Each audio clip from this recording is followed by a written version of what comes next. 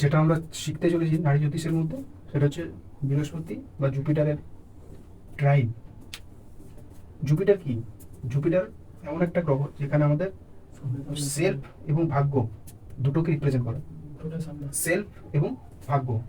তো সাপোজ আমি একটা কুণ্ডলী তৈরি করছি 7 নম্বর লগ্নের।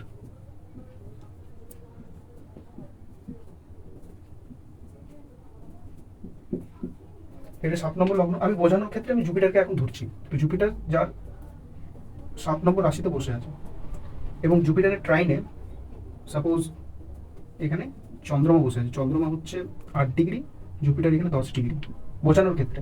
তো নারী জ্যোতিষের ক্ষেত্রে সম্পূর্ণ জিনিসটা যেটা যুক্ত হয়ে থাকে সেটা হচ্ছে ট্রাইন। ট্রাইন কি?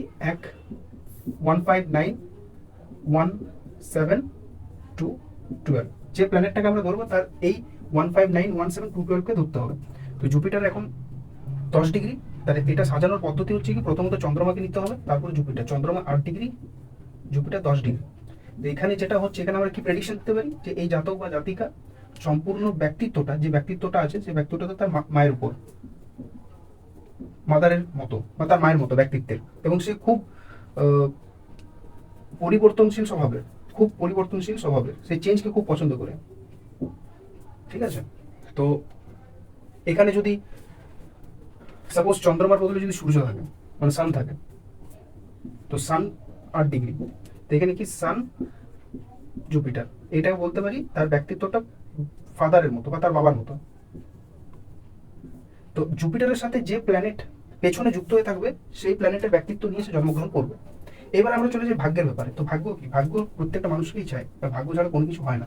তো ভাগ্যটাকে বুঝতে গেলে বা করতে গেলে আমাদের দেখতে হবে যে জুপিটারের ঠিক আগে কে বসে আছে। সাপোজ আমি ধরে নিচ্ছি যে এখানে দেখা গেল মার্স আছে 12 ডিগ্রিতে। তাহলে জুপিটার হচ্ছে 10 ডিগ্রি, মার্স হচ্ছে 12 ডিগ্রি। মার্স মানে কি? মার্স মানে হচ্ছে স্পোর্টস অ্যাক্টিভিটি।